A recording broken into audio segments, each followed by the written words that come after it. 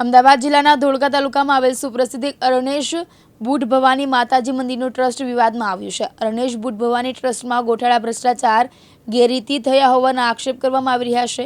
જણાવી દઈએ કે ધોળકા તાલુકાના ધારાસભ્ય આ મંદિરના ટ્રસ્ટી રહી ચૂક્યા છે, ત્યારે હાલમાં મંદિરના અગાઉના ટ્રસ્ટીઓ દ્વારા વર્ષોથી મોટી ઉપાચત કર્યાના આક્ષેપ ત્યાંના હાલના ટ્રસ્ટીઓ અને ગ્રામજનો દ્વારા કરવામાં આવ્યા છે।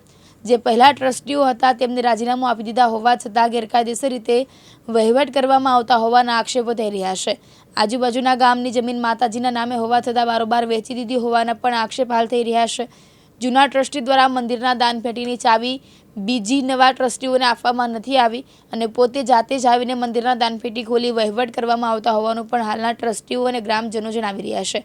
સાથે હાલ જે મંદિરના પ્રદક્ષિણા પથનું નવું બાંધકામ થઈ રહ્યું છે, જેમાં પણ કરોડો રૂપિયાની ઉચાપત થઈ હોવાનું જણાવવામાં આવ્યું હતું।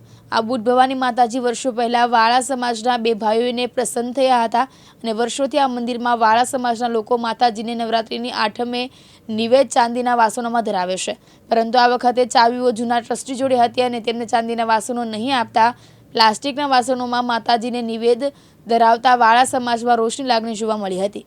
ધોળકાના ધારાસભ્ય આ મંદિરમાં ટ્રસ્ટી તરીકે જોડાયા હતા, ત્યારબાદ તેમને આ કૌભાંડ થયા હોવાની જાણ થતાં મંદિરના ટ્રસ્ટીમાંથી રાજીનામું આપી દીધું હતું। હાલ તો નવા ટ્રસ્ટીઓ, કર્મચારીઓ અને ગામ લોકોની માંગ છે કે આ મંદિરના ટ્રસ્ટમાં થયેલ ભ્રષ્ટાચાર સરકાર બહાર લાવે અને માતાજીના ટ્રસ્ટમાંથી ઉપાચત કરનારા વિરુદ્ધ કાયદેસરની કાર્યવાહી કરવાની માંગ ઉઠી છે। અરણેશ બુટ ભવાની માતાજી ટ્રસ્ટ, મારું નામ વાળા પ્રતાપસિંહ વજુભાઈ છે। મારી બુટ ભવાની અરણેજ મંદિરમાં ટ્રસ્ટી તરીકે નિમણૂક કરી છે, છતાં પણ હજુ મેં ખાતરી કરાઈ છતાં જે મંદિરની પેટી ચાવી એ હજુ અહીંયા મળતું નથી એમ કહે છે ટ્રસ્ટીઓ પાસે છે। જૂના ટ્રસ્ટી જે દશરથભાઈ પટેલ અને નરેશભાઈ પટેલ, એમણે નરેશભાઈ પટેલે તો રાજીનામું આપ્યું હોવા છતાં એવું મને જાણવા મળ્યું કે 1 વર્ષથી છેલ્લે પેટી પણ એ ખોલે છે અને અહીંયા કામનું દેખરેખ પણ એ જ રાખે છે, કોઈને સોંપતા નથી અને કામનો આ કોન્ટ્રાક્ટ પણ એમને જ આપેલો છે એવું કહેવામાં આવે છે। તો શા માટે એ પોતાની પાસે હજુ પણ ચાવીઓ રાખે છે? આ કામ ઉપર કેમ બીજા કોઈને ધ્યાન નહીં, પોતે જ રાખે છે? જો એમને રાજીનામું આપ્યું હોય તો આવું કરવાની એમને જરૂર શું? અને જે માતાજીનો પ્રદક્ષિણા પથ બનાવ્યો એની અંદર શરૂઆતમાં જ્યારે એ પ્રદક્ષિણા પથની વાત કરી ત્યાં કે 1.5 કરોડ જેટલો ખર્ચો થશે, પણ અત્યારે જ્યારે ચેક આપ્યો ત્યારે મને એવી જાણ થઈ કે લગભગ 2.5 થી 3 કરોડના તો ચેક એમણે આપી દીધા છે અને હજુ કામ સંપૂર્ણ થયું નથી। તો મને આમાં કોઈ ભ્રષ્ટાચાર થતો હોય એવી બૂ આવે છે, એટલા માટે આપ યોગ્ય તપાસ કરો। મીડિયા દ્વારા હું સરકારશ્રીને વિનંતી કરું છું કે આ પબ્લિક ટ્રસ્ટ છે અને ગામ લોકોની કોઈ કમિટી પણ અત્યાર વર્ષો સુધી એમણે બનાવી નથી। અમે નવી કમિટી પણ બનાવી અને બધાને જોડે લઈ અને વહીવટ ચાલે અને પબ્લિક ટ્રસ્ટમાં કોઈ ભ્રષ્ટાચાર ના થાય એ હેતુસર યોગ્ય તપાસ કરો એવી આપ સરકારશ્રીને પણ મારી નમ્ર અપીલ છે। હું અરણેજ બુટ ભવાની માતાજી ટ્રસ્ટનો સિનિયર ટ્રસ્ટી છું। મારું નામ બિપિનચંદ્ર જસવંતરાય વ્યાસ છે। હું 89થી આજ દિવસ સુધી ટ્રસ્ટી તરીકે ટ્રસ્ટમાં સેવા આપું છું, પરંતુ આ લોકોએ મારી 2001થી 2024 સુધી મને ટ્રસ્ટના કામથી દૂર રાખી અવગણના કરેલ છે। વારંવાર રજૂઆત કરવા છતાં પણ એ લોકો કંઈ ધ્યાન લેતા નહોતા।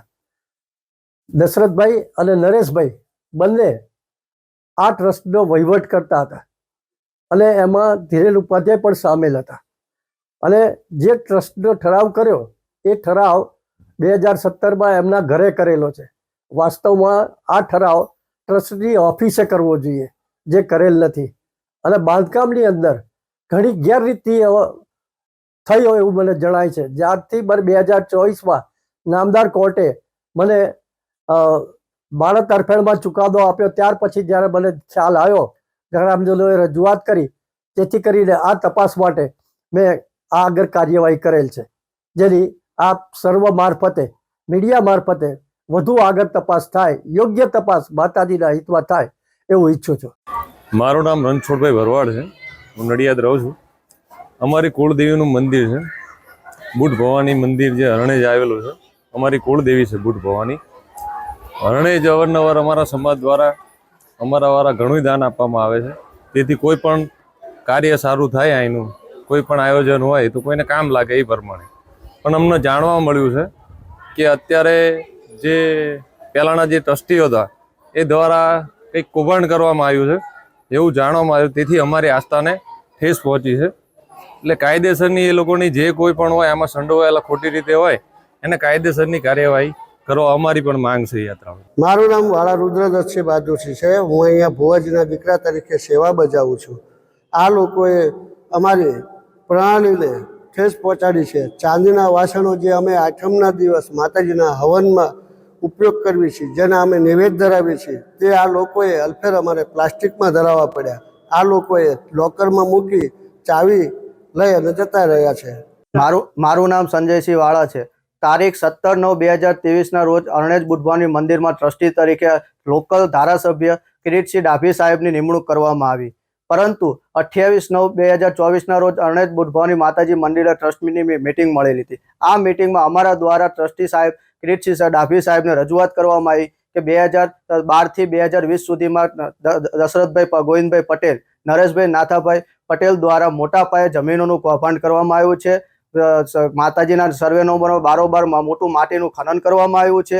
આ બધું સાંભળતા કિરીટસિંહ ડાભી સાહેબનું હૃદય દ્રવી ઉઠ્યું. તેમને આ બધી કોઈ વસ્તુની જાણ હતી નહીં. તેમણે કીધું કે આવા ટ્રસ્ટમાં મારે ટ્રસ્ટી તરીકે રહેવાને જે આવડા મોટા કૌભાંડો થતા હોય. તેમણે પોતે સ્વ હસ્તકે લખીને રાજીનામું આપી દીધું અને ટેબલ ઉપર મૂકીને કીધું કે હવે તમે બધા ગામજનો જાગો અને આના વિરુદ્ધ યોગ્ય તપાસ થાય અને બહાર જાણ સરકારમાં રજૂઆત કરો અને આવા લોકોને ટ્રસ્ટમાંથી દૂર કરો. એની કાર્યવાહી તમે જાતે કરો. મારે ટ્રસ્ટી તરીકે હું આવા ટ્રસ્ટમાં રહેવા માંગતો નથી જ્યાં આવા લોકો કૌભાંડો કરતા હોય. એટલે તેમને પોતે રાજીનામું આપીને કે ટ્રસ્ટના રેકર્ડ ઉપર મૂકીને જતા રહ્યા. પરંતુ તેમના જયા બાદ ભૂતપૂર્વ ટ્રસ્ટી નરેશભાઈ નાથાભાઈ પટેલ દ્વારા એ બદઇરાદાપૂર્વક એ ટ્રસ્ટી નહોતા છતાં પણ એક કાગળ એમને પોતે પોતાના ફાઇલમાં મૂકીને અહીંથી જતા રહ્યા. તો શું એ આ કૌભાંડો દબાવવા માંગે છે?